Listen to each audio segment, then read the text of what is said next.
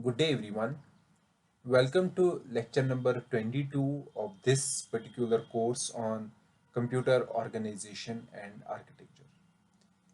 In this particular lecture, we will be discussing the difference between single cycle and multi-cycle processors,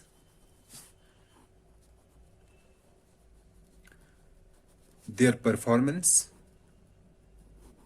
what is the meaning of performance of a processor, and pipelining. So in pipelining, we will be discussing the concept of pipelining, some introduction, and then the hazards, or we can say the limitations associated with the pipeline, and some possible solutions. So this will be the focus of today's lecture and some subsequent lectures. So in today's lecture, we will be basically discussing about the single and multi-cycle processors. So let's start our lecture. So let's first see what is a single cycle machines, or what are single cycle machines, or what is a single cycle processor. So we already discussed a basic processor like this, which has following 5 stages. The 5 stages was instruction fetch, then decode, then execute, then memory access, and write back. Okay, or we can say this is a single unit. Let's say this is a processor, and this processor has internally these operations are going on, and at the end we are getting the execution of an instruction. So if it has input A, or we can say data is input A, this processor changes the data, or we can say the processes this data and gives the output some other data, A dash, after processing this data, and this data is processed based on the instruction. Okay, so if we see the higher level logic is we are giving A as input to the processor, and at the end we get the processing of this A, and we get new data, that is A dash, and this A dash is either stored in the memory or in some register. Okay, whatever single cycle machines or single cycle processor, this says that each instruction in our processor takes one cycle to complete.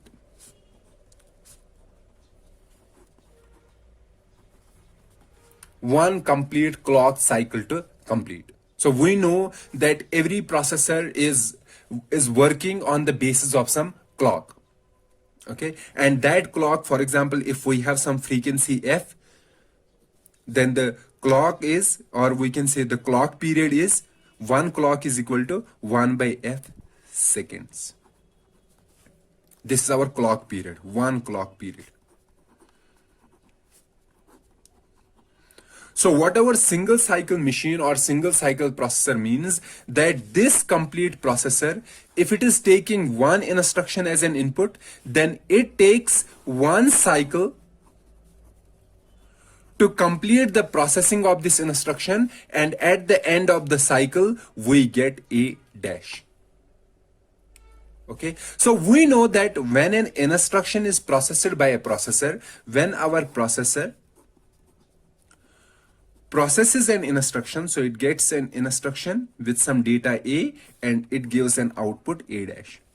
When this processor is executing an instruction, this processor, we know that there are two components. One is the data path, and these things, instruction fetch, decode, execute, memory access, and write back, they come in the data path. And the second is the control path. Control path is the circuit that generates the control signal.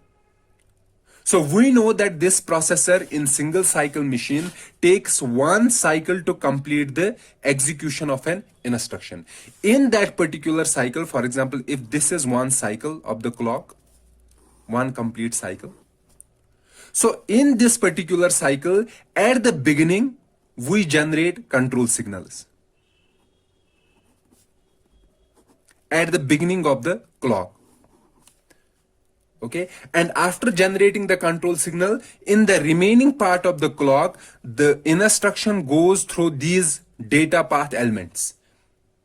And these data path elements take the signals that have been generated in the first part of the clock. And based on those control signals, they process the instruction. And at the end of the clock, we get our updated data, A dash. We get the completion of the instruction. So single cycle machines take one cycle to complete the execution of an instruction.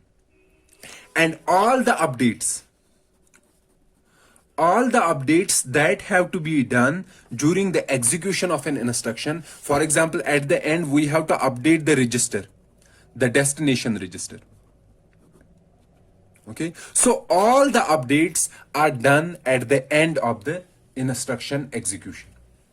So when an instruction ends, then only we do the updates to the register or to the memory. Okay. That means whatever instruction is going here, so that instruction, after completing the execution, at the end of the execution or at the end of the cycle, we do the necessary updates. So this is the complete funda behind the single cycle machine, is that a machine or a processor takes one cycle to complete the execution. Now, one cycle means that there is some time, clock time T. So in this particular time, if this is clock time, or we can say the time of one cycle. Okay. So in this particular time, our instruction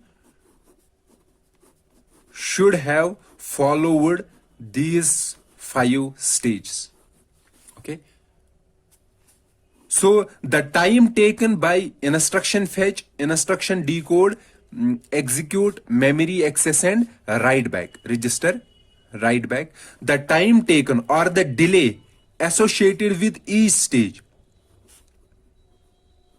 Let's say this is delay 1, delay 2, delay 3, delay 4, and delay 5. So this time, the clock time should be greater than or equal to the addition of these delays. D1 plus D2 plus D3 plus D4 plus D5. It should be greater than the delay of these individual stages. So what is the delay associated? There is the combinational delay, because every combinational circuit has some delay. For example, if we have an adder takes an input and provides us the output, and we know inside there is some delay. Okay, so the total delay associated with these different stages should be less than the 1 clock period. Okay, now if somebody says that no, we can have, for example, T can be less than these delays. Let's say T is less than the delays associated with these different stages. Then is it possible to complete an instruction in time T? No, it is not possible. So this scenario, if this scenario is there, then it is not possible to complete the execution of the instruction in 1 clock cycle, because the associated delay will have been greater than the time of 1 clock period. That means our clock should be designed in such a way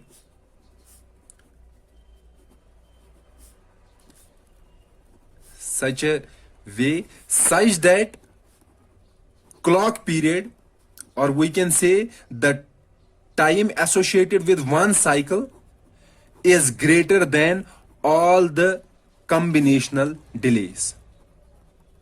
Then only we can process the instruction in 1 complete cycle. Okay, so this you have to keep in mind while designing a single processor machine, that the clock that you are using, that clock should be greater than all the combinational delays in the data path of an instruction or in the data path of a processor. The second thing that you have to keep in mind, that since this processor, which is a single cycle processor, which is completing the execution of an instruction in a single cycle, that processor gets different types of instructions. For example, an add instruction or a multiply instruction or a shift instruction. So there are different kinds of, for example, load instruction. So time taken by this instruction is different than time taken by this instruction. So all the instruction do not take equal time. So let's say this takes time t1, this takes time t2, this takes t3, this takes t4. Or we can say the delay associated for executing this instruction is t4, delay associated for executing this instruction is t3, delay associated with multiply is t2, and delay associated with add is t1. Okay, so we have a processor. This is a single cycle processor. It is taking instructions and it is giving some output. And we are saying this processor should complete the instruction in one cycle. And as I said, that time clock period should be greater than or equal to all associated delays. Now what should be the clock period? Okay, so for addition, how much time it takes? T1. So this T should be greater than or equal to T1. Okay, so for this instruction multiply, this T should be greater than or equal to T2. Likewise, T should be greater than or equal to T4. But we know that T should be a single value. It cannot have multiple values. We cannot say that for T1 or for addition clock is different, for multiplication clock is different, for shift clock is different, and for load clock is different. Clock is same, and we have to design what type of clock should it be. So let's say this delay is 3, this delay is 4, this delay is 5, this delay is 6. Then what should be the clock period of this processor? Should it be greater than 3, greater than 4, greater than 5, greater than 6? What value should it have? Let's say somebody says, let's keep the value as 3. Clock period value as 3. Then this processor can execute this instruction in single cycle. Can this processor execute this instruction in single cycle? No, it cannot execute. The single cycle is 3. But the time taken by this instruction is 4. So this instruction cannot be completed in a single cycle. Likewise, we cannot complete this and we cannot complete this. Now, if somebody says, let's keep T as 4.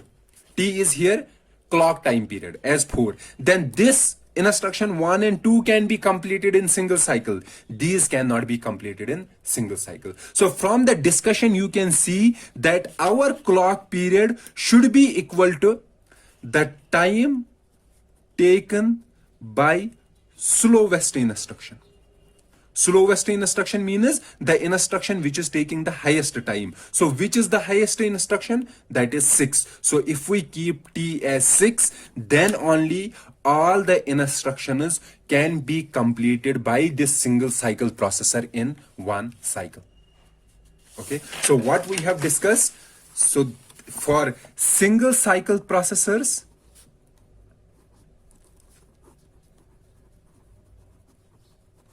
this clock time should be greater than or equal to all associated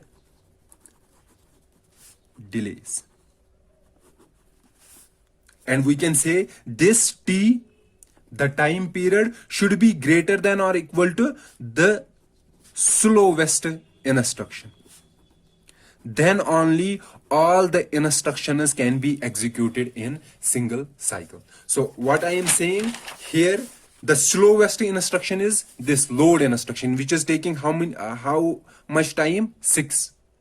Okay, so this is the slowest instruction. So the slowest instruction determines the cycle time. So in single cycle processor, slowest instruction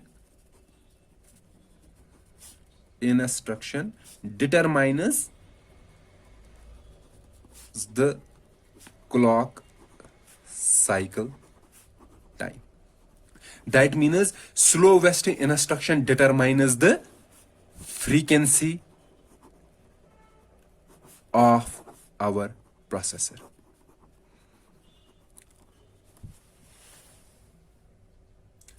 So because of this, because of having a slowest instruction determining the clock cycle time, so even for instructions, for example 3, this instruction could have been completed in how much time? 3 time, let's say 3 seconds.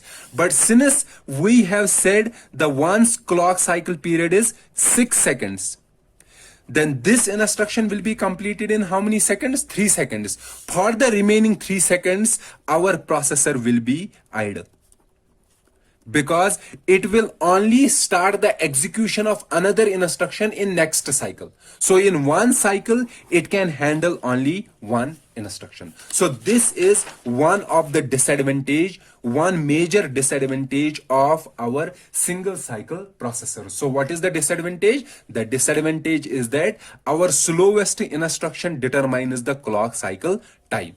Or we can say the frequency of our processor is determined by the slowest instruction. Or also we can say the frequency or the clock cycle is determined by all the associated delays. Okay, so that means if the associated delay is, let's suppose 6 nanoseconds, associated delay of a processor. So one cycle should be equal to how many seconds? 6 nanoseconds, or we can say one cycle period should be equal to 6 nanoseconds. So frequency will be equal to 1 by 6 into 10 raised power 9. Okay, so we can say 1 by 6 gigahertz or 0.166 gigahertz. So can we increase the frequency for this single cycle processor?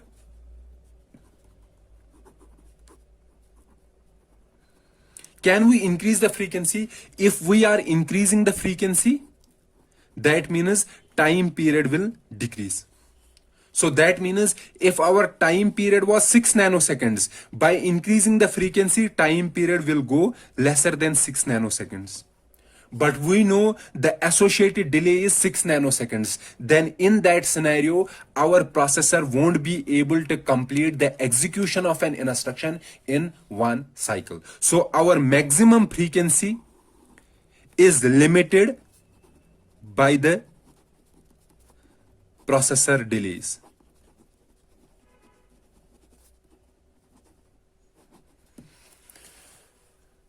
So what is a single cycle processor? A single cycle processor is a processor that completes the execution of an instruction in one cycle. At the end of the cycle, we update all the states. However, the clock cycle period in that particular processor should be greater than or equal to all associated delays. And this clock period is determined by the slowest instruction. That means the frequency of our processor is limited by the delay associated with the slowest instruction. We cannot change the frequency on our own, because we have to determine the frequency based on the time taken by the slowest instruction. This is the disadvantage of single cycle processors. Okay, then from single cycle processors, we move to multi-cycle processors. Multi-cycle processors.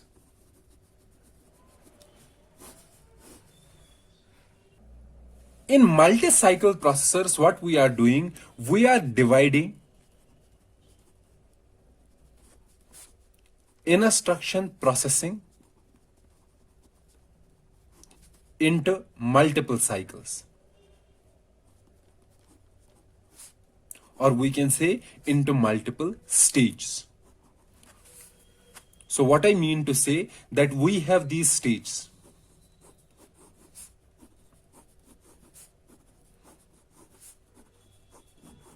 Instruction fetch, decode, execute, memory access and write back. Instruction is input.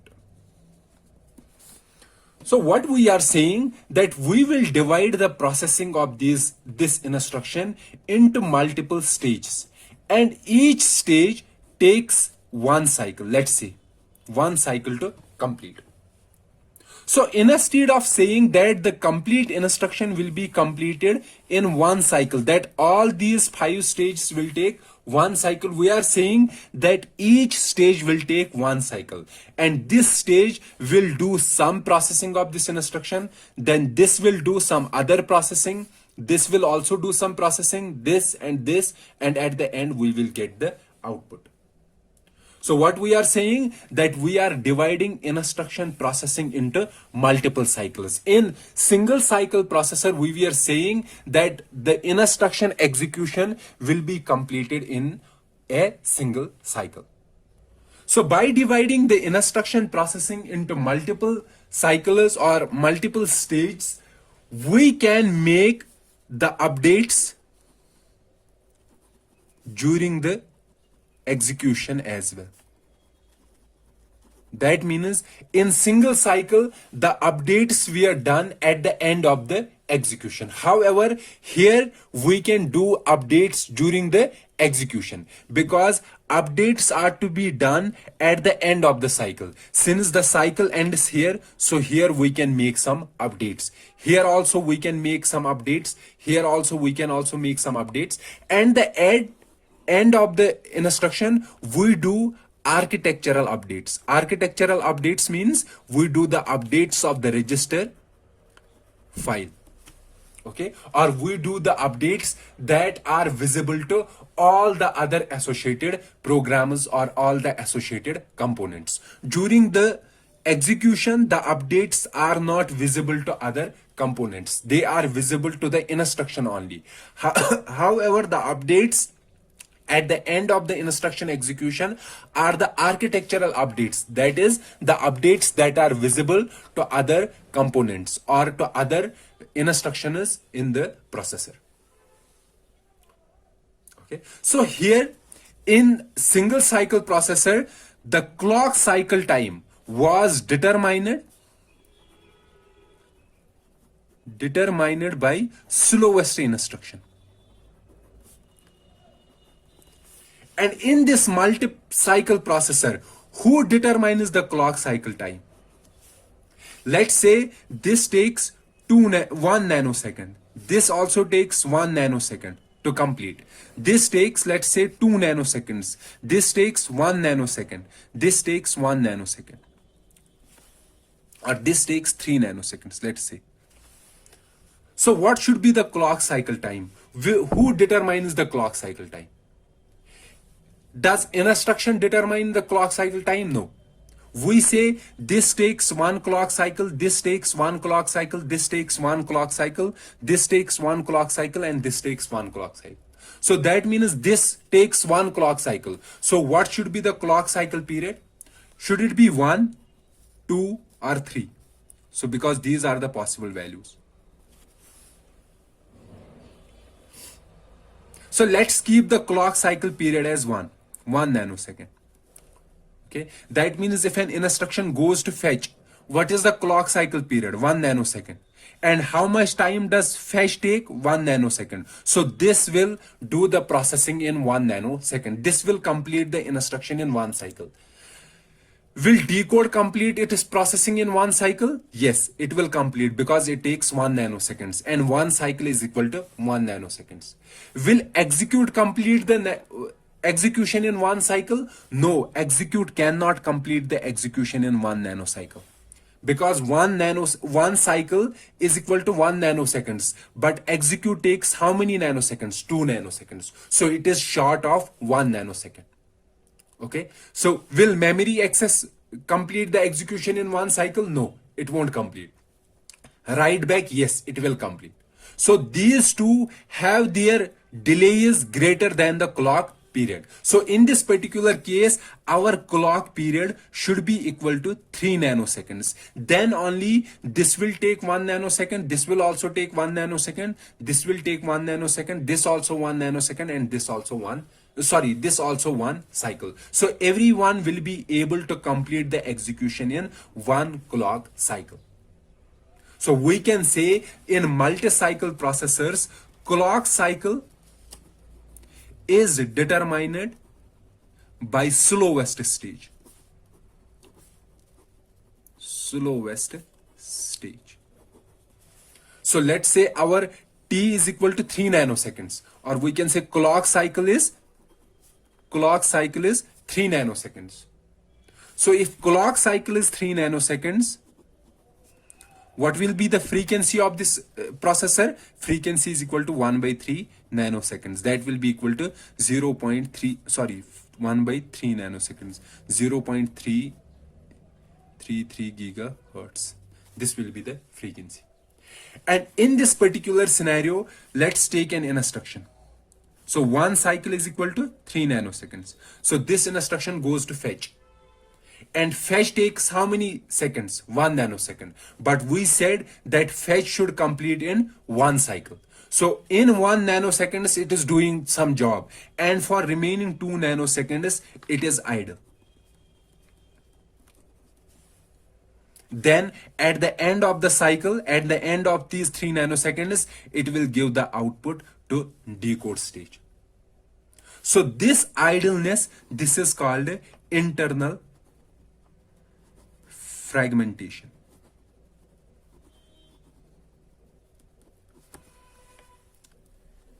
So having such design leads to internal fragmentation. However, we can solve this problem. How we can solve this problem?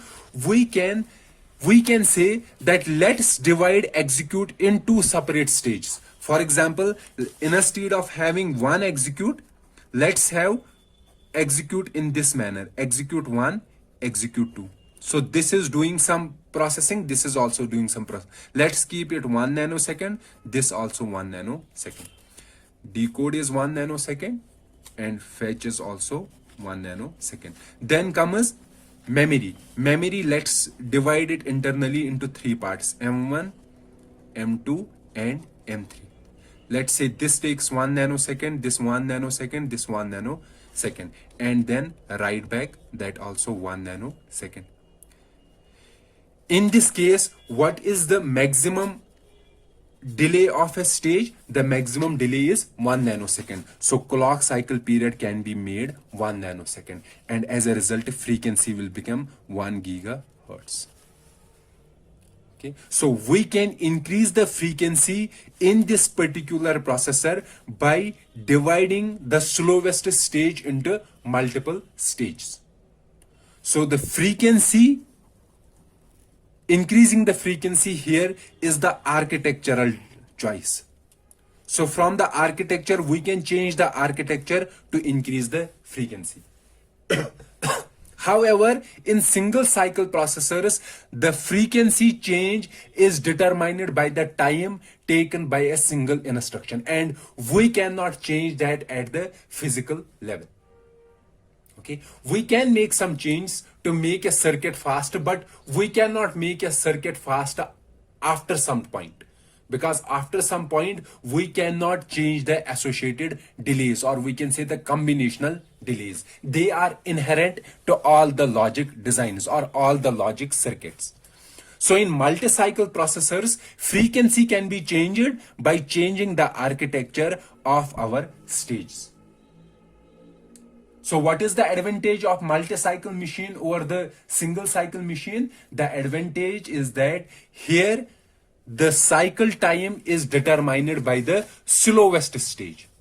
Okay, so we will say the cycle time here is 3 nanoseconds. However, in single cycle execution, this time was determined by the slowest instruction. So the frequency of multi-cycle processors is higher than the frequency of single cycle processors.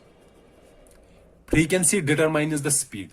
Okay, so the frequency of single cycle processors is much lower than the frequency of multi-cycle processors. It is because in single cycle processors, the time period is determined, or the clock cycle is determined by the slowest instruction, whereas in multi-cycle processors, the clock period is determined by the slowest stage. So in this discussion, we can say that in single cycle processor,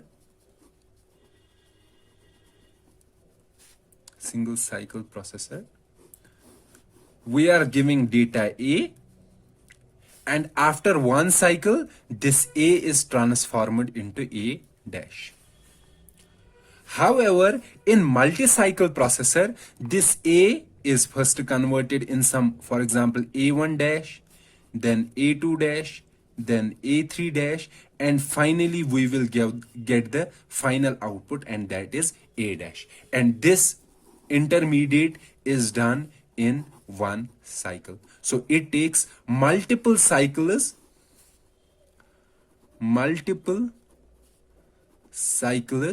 to complete the processing of instruction from A to A dash. So in this particular scenario, how many cycles are required to complete one instruction?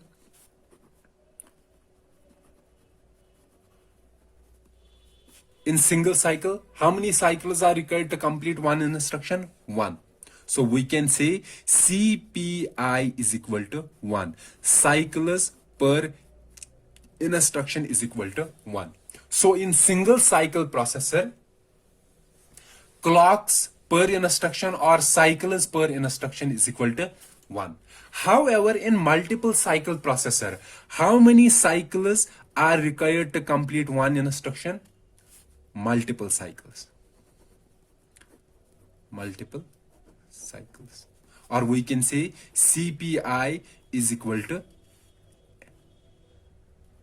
X, and X is greater than 1. So for multi-cycle, CPI is greater than 1. And for single cycle processor, CPI is equal to 1.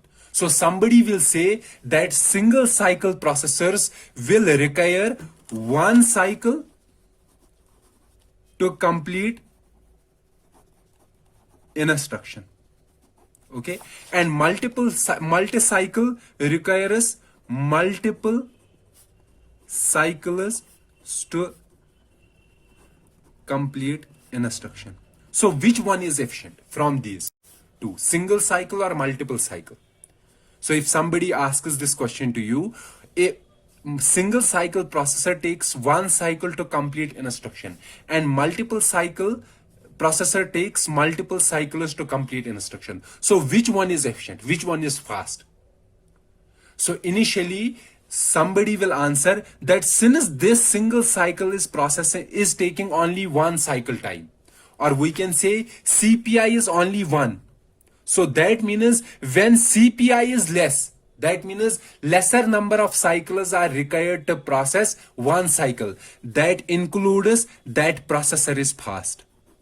And when CPI is greater than 1, that means multiple cycles are required to complete the execution of an instruction. That means this processor is slow. So this discussion is saying that single cycle processors are fast than the multiple cycle processors.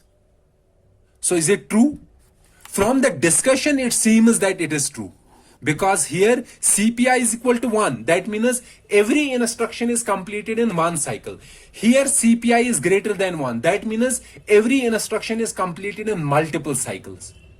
Okay, so since here CPI is 1, that means this is fast. And here CPI is greater than 1, that means here it is slow.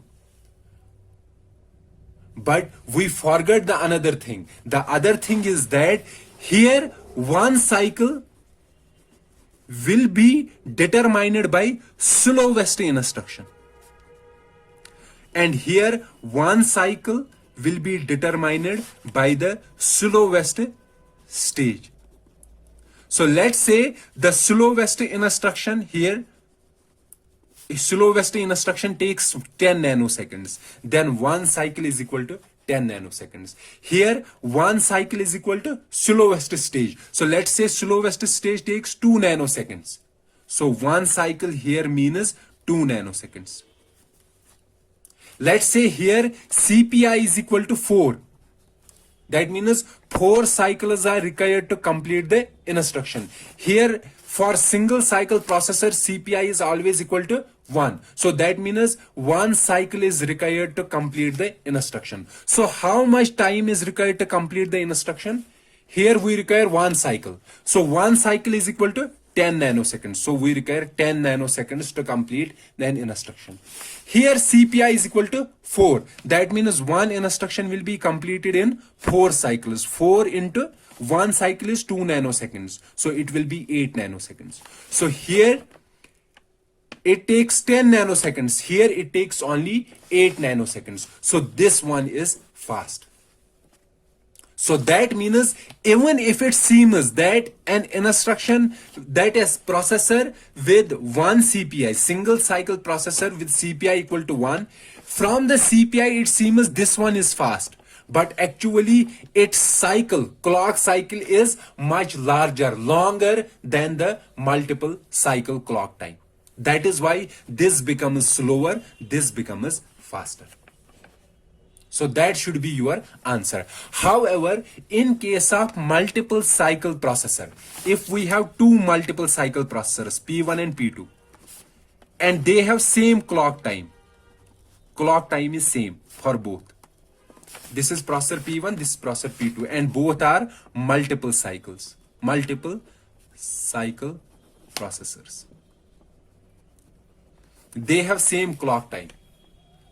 That if it is CPI is X and its CPI is greater than X, so which one is better, P1 or P2? Since their clock time is same, then that means whatever processor has lesser CPI, clocks per instruction, so whatever processor takes less clocks to process the instruction, that processor is fast. Lesser CPI means faster processor. However, if their clock period is different and CPI is like this, then we cannot directly say on the basis of CPI which one is fast. Okay, so this also gives us the discussion that if our clock time is same, frequency is same, then our motive should be to decrease CPI. Decrease CPI, cycles per instruction. So what I was trying to determine this particular quantity, cycles per instruction. The reciprocal of CPI, 1 divided by CPI, is called IPC. Instructions per cycle. Okay, so that means if our clock period is same, then lesser CPI means faster,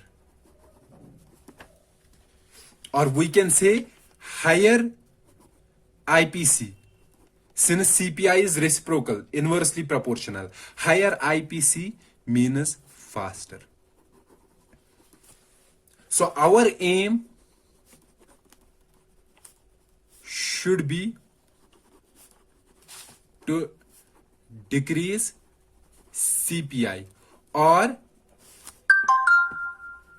increase IPC. This should be our aim for multi-cycle processors. Our aim should be to increase IPC or decrease CPI. And as I said, for single cycle processors,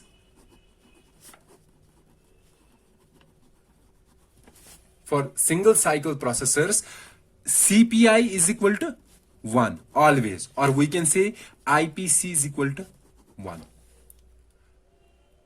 And for multiple cycle processors,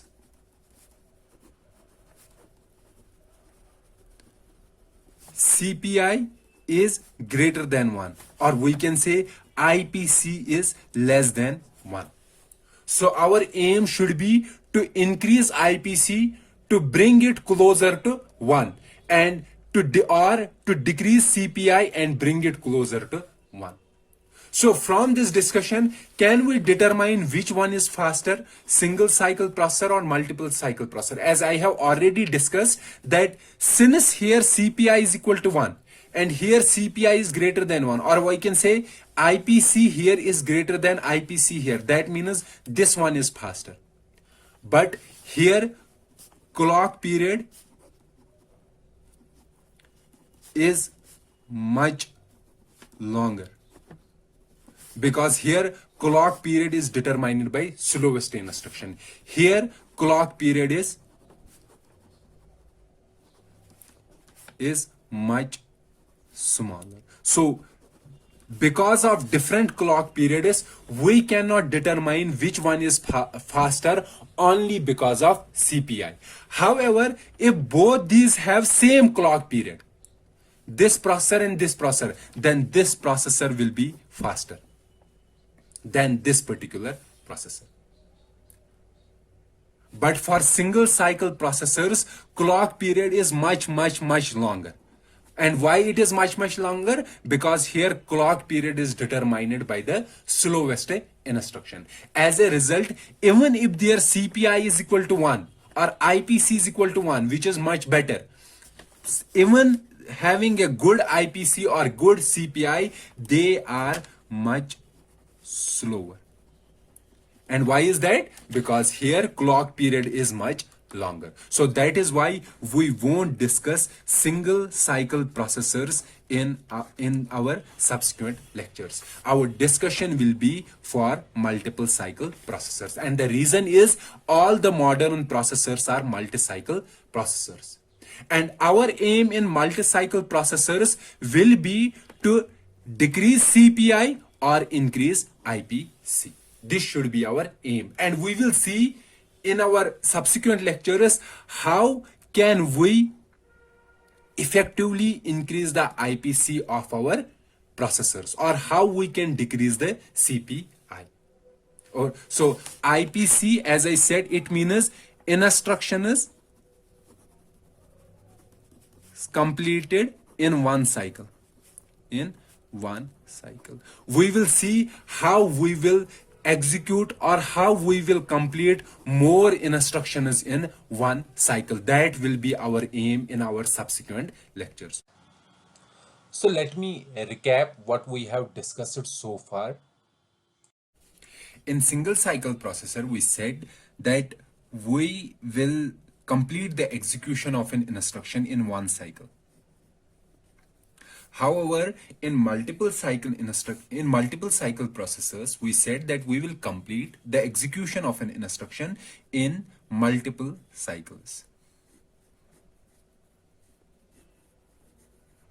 And we discussed that in single cycle processors that our CPI, or we can say cycles per instruction, the number of cycles taken to complete one instruction is equal to 1.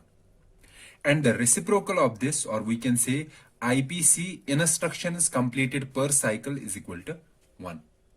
However, in case of multiple cycles, CPI, or we can say cycles required to complete one instruction, is greater than 1. Or in other words, our IPC is less than 1. This was our discussion in our previous lecture. And we also said that, for example, let's take a single cycle processor. This is our single cycle processor. So the total time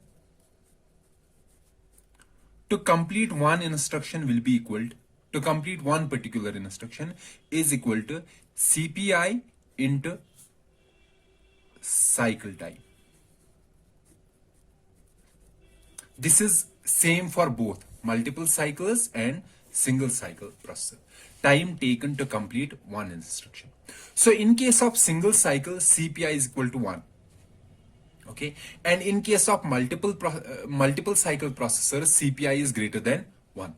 So if we say that this cycle time is constant in both the cases, then you can see that total time is directly proportional to CPI,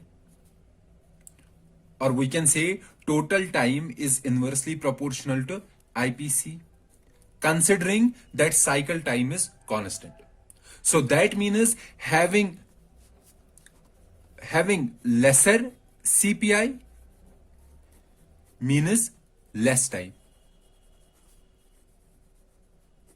and less time means that we are executing the instruction faster. Okay, so in case of single cycle processors, since we have CPI equal to 1, so time will be less. Okay, so we can say that single cycle processors will execute the instruction faster as compared to multiple cycle processors, provided this cycle time is constant. Okay, likewise, we can also say that since IPC of multiple cycle processors is less than 1, that means IPC is very less. Okay, so IPC is less, that means total time taken will be more. So if we have a constant cycle time, then single cycle processor will be better than multiple cycle processors. But when our cycle time is constant.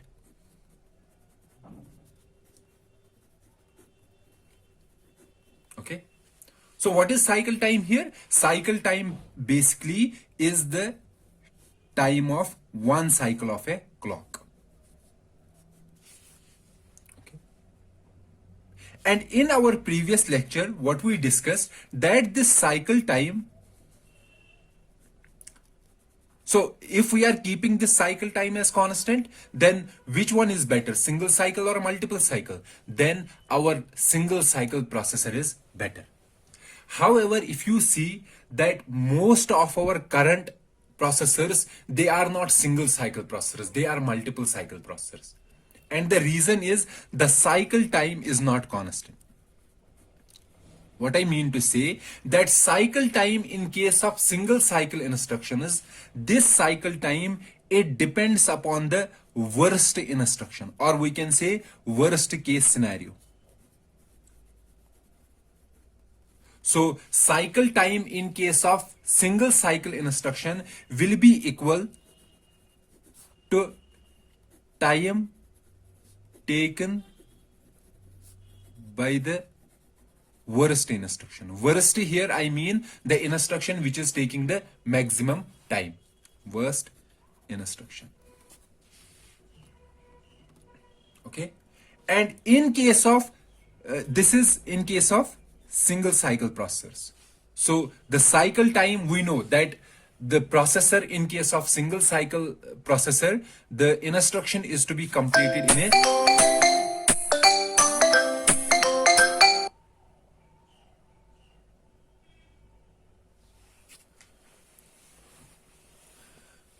So we know that in case of a single cycle processor, the instruction is to be completed in one complete cycle. So the cycle should be wide enough such that the entire time taken should be within that cycle period.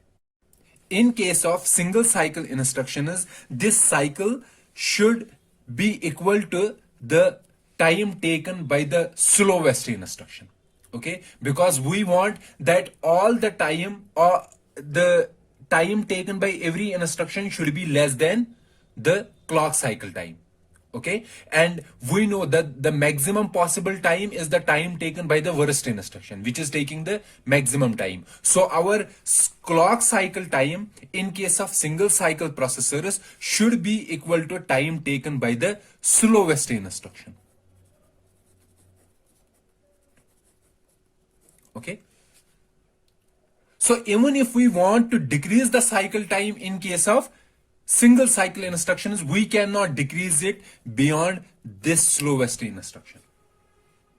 Okay. Now take the example of multiple cycle processors. In multiple cycle processors, this cycle time is independent of the time taken by the slowest instruction. Okay.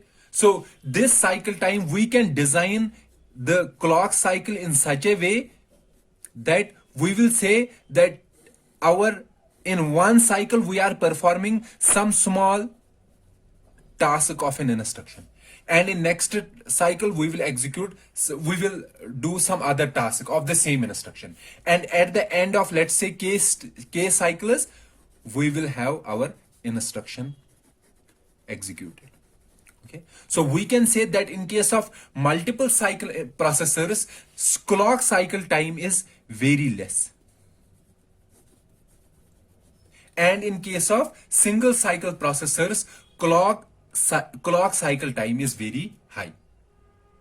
So we can say here, when we are considering clock cycle time as constant means same, the clock cycle is same in single cycle and multiple cycle, then our single cycle will perform better as compared to the multiple cycle, because it will take less time to execute an instruction. And what is the reason?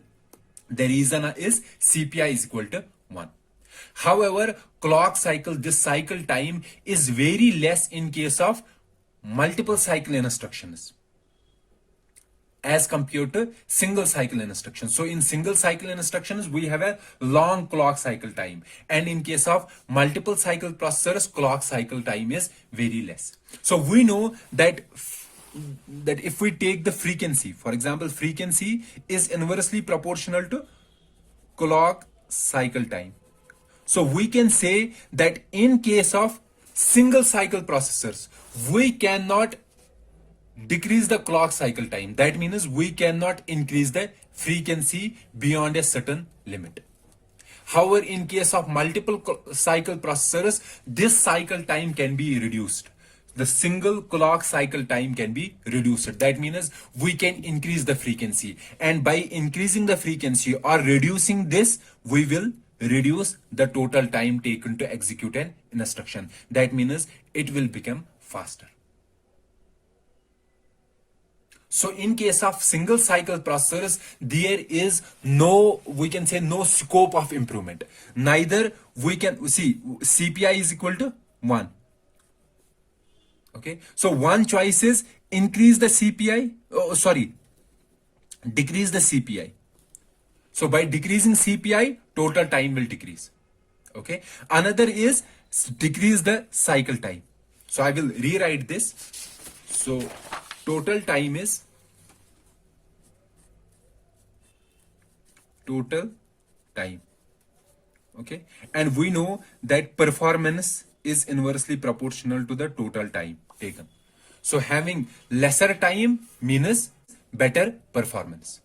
Okay. So we can say total time is equal to CPI into clock cycle time. Okay. Or I can write it. So clock cycle time, I can write instead of CPI, I can write 1 divided by IPC.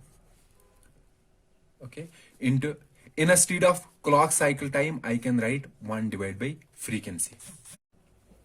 So 1 divided by IPC into 1 divided by frequency. And for total time, so here total time, I can write 1 divided by P, where P is performance. So P is equal to IPC into frequency. Okay, this is my P. Or I can write performance is equal to 1 divided by CPI into frequency, or 1 divided by CPI into 1 divided by clock cycle time. Okay, so having a better EPC means IPC means better performance, better frequency means better performance. Now let's compare single cycle and multiple cycle processors. Now let's take first single cycle.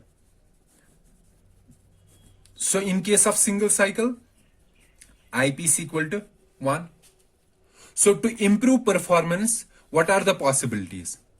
For better improvement in performance, we should increase IPC or increase frequency. So these are the two choices: increase IPC or increase frequency, or we can say decrease CPI or decrease clock cycle time.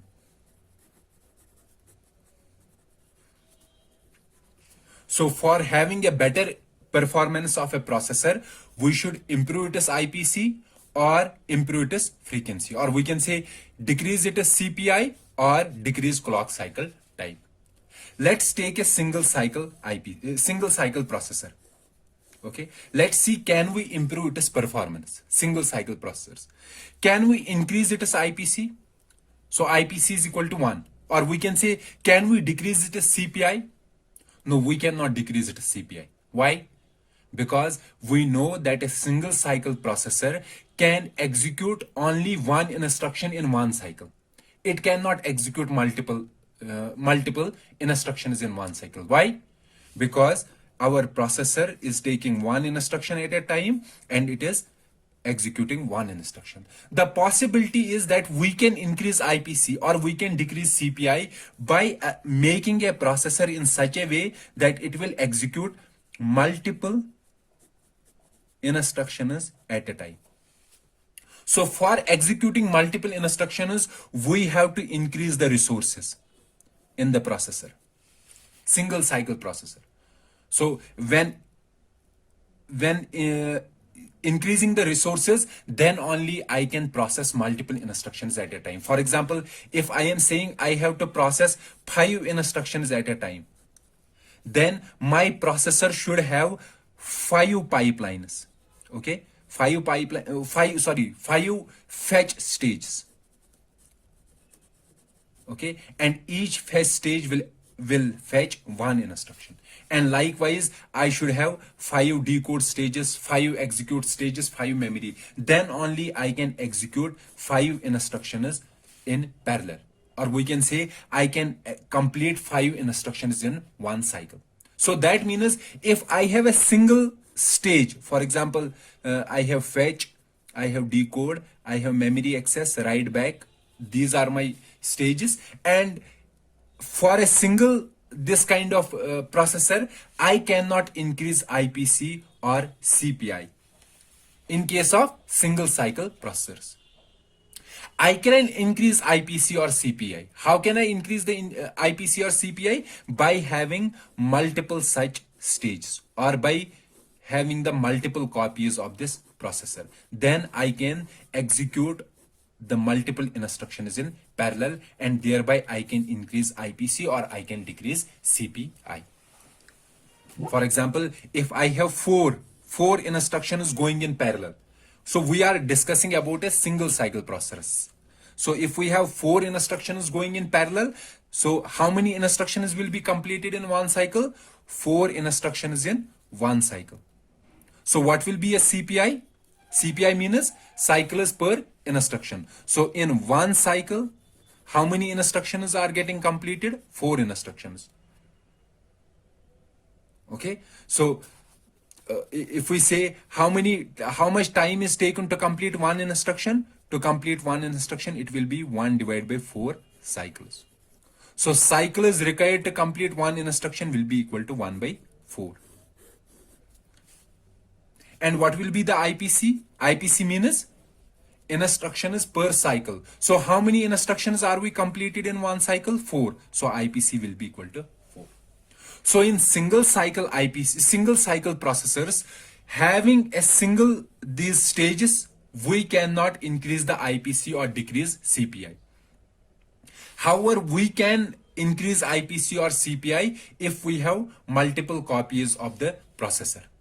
Then only we can increase CPI or IPC. This phenomena of having multiple copies of the processor together, this is called super scalar processor. So this superscalar processor will be able to process multiple instructions in parallel. It is also called a multiple issue processor.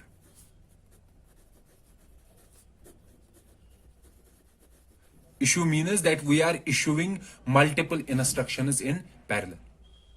And here, how many instructions we are giving? We are giving 4 instructions. So here it is called multiple issue processor with issue width equal to 4. Okay. However, in this particular course, we will only discuss about processors with issue width equal to 1. That means they will be able to process only one instruction, not multiple instructions in parallel. Okay, so let's discuss about a single cycle processor with issue width equal to 1. Then in that processor, can we increase IPC or decrease CPI? No. So the first choice of increasing IPC or decreasing CPI with an issue width of 1 is not possible in case of single cycle processors. Okay. So our performance was IPC into frequency. So for a single cycle processor, we cannot improve IPC. Now the second improvement is frequency. Can we improve frequency? So the second is increasing frequency or decreasing clock cycle. So we are discussing for which processor? Single cycle. So in case of single cycle processor, can we do it? We know that in case of single cycle processors, clock cycle time is determined by the slowest instruction. Time taken by the slowest instruction. So since the time taken will be same, so instruction by changing the processor, we cannot change the nature of the instruction. It will take the similar time. So we cannot decrease clock cycle time beyond this particular time, the time taken by the slowest instruction. So we cannot improve the frequency. So this is also not possible in case of single cycle processors. Moreover, this clock cycle time is very long, or we can say frequency is small in case of single cycle processors. So we can say that in case of single cycle processors, neither we can improve IPC if we have issue width equal to 1, nor we can improve frequency. So there is no chance of improving the performance of single cycle processors. Moreover, this performance will be very less. Why this will be very less? Because frequency is very less. We cannot increase the frequency, because by increasing frequency, we will decrease the clock cycle time, and that clock cycle time, if that becomes less than the time taken by the slowest instruction, then our processor won't work correctly. Okay, so improving the performance of a single cycle processor is quite difficult. Moreover, these processors are very slow. And why they are slow? Because their frequency or their clock cycle time cannot be changed. Their frequency is very less, or we can say clock cycle time is very high. Okay, so now let's see the same in case of multiple cycle processors. So for a multiple cycle processor, the equation will remain same. P will be equal to IPC into frequency, or we can say it will be equal to cycles per instruction into 1 divided by clock cycle time. So here also we have 2 degrees of freedom to optimize. So we can either optimize IPC or optimize frequency, or we can say we can optimize CPI or optimize clock cycle time. So one is optimizing IPC or CPI. So we should increase IPC or decrease CPI. We said that in case of multiple cycle processors, IPC, instructions per cycle, is less than 1, or CPI is greater than 1. So we have to decrease CPI. CPI, bring it close to 1. Or we have to increase IPC. IPC means bring it close to 1. Increasing means bring it close to 1. Okay, so how can we improve the IPC or CPI? As I said in the previous example also, that having issue width equal to 1, if we have issue width equal to 1, then in case of single cycle, we cannot process instructions parallelly. The same will hold for multiple cycle processors as well. And why it will hold? Because we have a we have 5 stages, and we are saying that all these 5 stages will process one instruction is together, okay, in multiple cycles, and at the end of those k cycles we will get the output. And we are saying that can we increase the IPC or decrease the CPI with having an issue width equal to 1? What is the possibility? How we can improve IPC or CPI? We can improve it by processing instructions in parallel. So this is the only possibility, by processing instructions in parallel.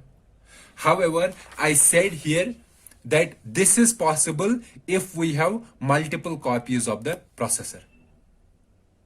Okay, this is possible only. So same will hold true for multiple cycle processors also, that it will be able to process multiple instructions in parallel if only it has multiple copies of the processor. However, if we have issue width equal to 1, that means we have only single copy of the processor. Having a single copy of the processor means we can only process one instruction. Or we can say in this processor, at one particular point of time, we will be having only how many instructions? One instruction. So what I am saying, that if we have issue width equal to 1 and this is our processor, then how many instructions will be there inside the processor at a particular point of time? Only one instruction. Okay, and the same will hold true for multiple cycle instructions. That means we cannot increase the IPC or decrease the CPI. However, we will see that there is a concept called pipeline. And using this concept in multiple cycle processors,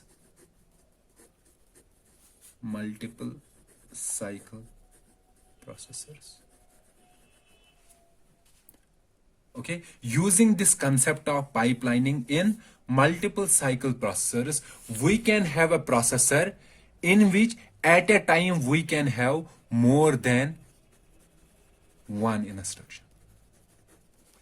Okay, so it is possible to improve the IPC or decrease the CPI using the concept of pipeline.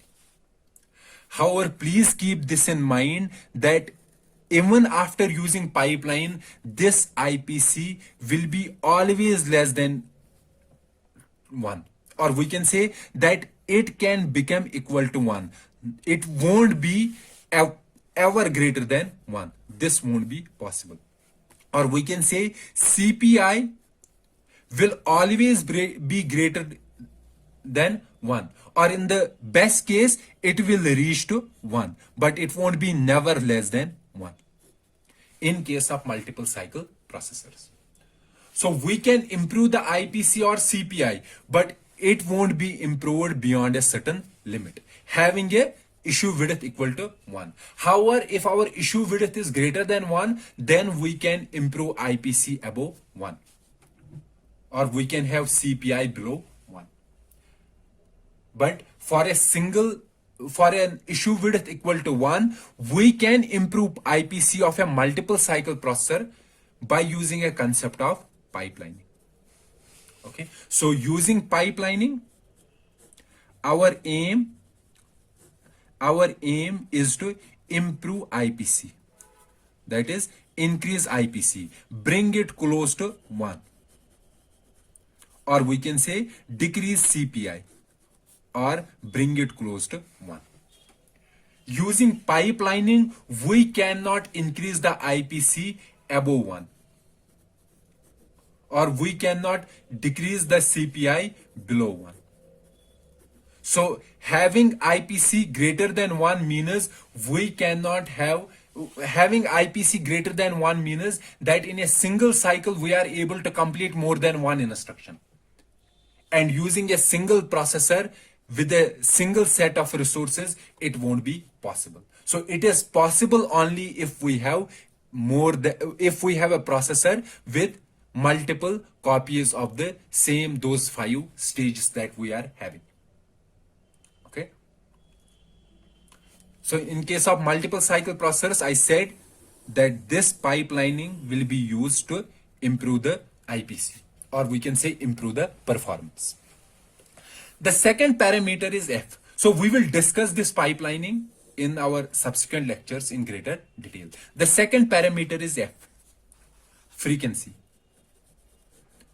In our single cycle process, as we had discussed, that we cannot increase frequency or we cannot decrease clock cycle time, because here clock cycle time depends upon the time taken by the slowest instruction. Okay, so let's see, can we improve performance in case of multiple cycle instructions? Multiple cycle instructions. So we know that in case of multiple cycle instruction, our clock cycle time, it does not depend upon the instruction. Okay, it is independent of the instruction. Okay, so our clock cycle time should be as short such that we should be able to perform certain sub operation. So we can say our clock cycle time is independent of the instruction, the type of instruction. However, in case of single cycle instructions, this clock cycle time was determined by the slowest instruction. That means in case of multiple cycle instructions, we can decrease the clock cycle time, or we can say we can increase the frequency. So increasing the frequency, that means we have a better performance. Okay, so in case of multiple cycle processors, since there is a possibility of improving IPC using the concept of pipelining, and there is also the possibility of improving frequency, so we can easily improve the performance of a multiple cycle processor. Okay, but you have to keep in mind, if the frequency is same, or we can say if the clock cycle time is same, then which processor will be better? Then our single clock processor will be better. However, our frequency is not same in both the scenarios. In single cycle processors, clock cycle time is much larger as compared to multiple cycle processors. So that is why the performance of multiple cycle processors is better than the single cycle processors. So that is one reason. Another reason is that we can both improve the IPC of multiple cycle processors and the frequency. That means we can improve its performance. However, in case of single cycle processors, we cannot do that. That is why most of current processors are multiple cycle processors. Multiple cycle means that we are completing the processing of an instruction in multiple cycles. Now, regarding IPC, improving IPC using the concept of pipelining, we will discuss this in our next lecture. Now let's come to this frequency. So can we increase frequency without any limit? Does this increase has any limit? For example, your current processors, for if you can see your mobile phone processors or your high end processors, they are mostly 3.4 gigahertz. So can we further improve frequency? For example, making it 5 gigahertz, making it 7 gigahertz. Why are not designers improving the frequency beyond a certain limit? Because improving a frequency means my processor will become better. The performance will be better. But you can see our maximum frequency is, for example, 3.4 gigahertz. We are not going above this frequency. What is the reason? What is stopping us from improving the frequency? The stopping point is our power consumption.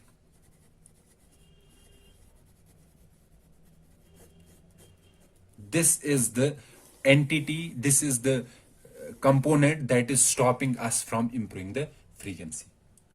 This power consumption. So let me describe how. So our processor, the processor, okay, the processor is made of transistors or capacitors. We can say it is made of basically transistors. So processor has a load, so it is taking a load, and for running that load we need a power, and this power consumption, the power consumed, this is basically dynamic power consumption. This power consumption is direct. We have to discuss about the various forms of power consumption: static power consumption, dynamic power consumption. But here let us keep this simple. The power consumption is directly proportional to capacitive load times frequency times voltage square. Okay, this is the capacitance of the load that it is running. Okay, that means by improving a performance, by improving a frequency, we can improve the performance. However, it has a negative effect. The negative effect that there will be an increase in power consumption.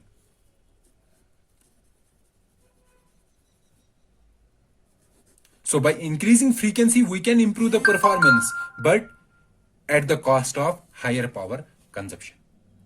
And we cannot increase power beyond a certain limit. Why? Because after increasing power consumption, the temperature of a chip will increase.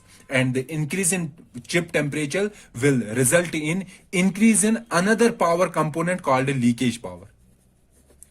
So it will be a cycle. So increase in leakage power will increase in power temperature, and increase in temperature will be increase in leakage power. So there will be this cycle, and there will be a thermal breakdown of a circuit. So that is why we won't increase the frequency beyond a certain limit. Okay, so frequency can be improved to one particular point. After that particular point, we can not increase the frequency because there will be increase in power consumption. So our performance, that was equal to IPC into frequency. So frequency can be improved up to a certain limit, but not up to after that. So only component that remains is the IPC, to improve the IPC, and that can be done with the help of pipelining. And in our next lectures, we will discuss the concept of pipelining and will show how this pipelining will improve the IPC. Okay, thank you everyone. Let's meet in the next lecture.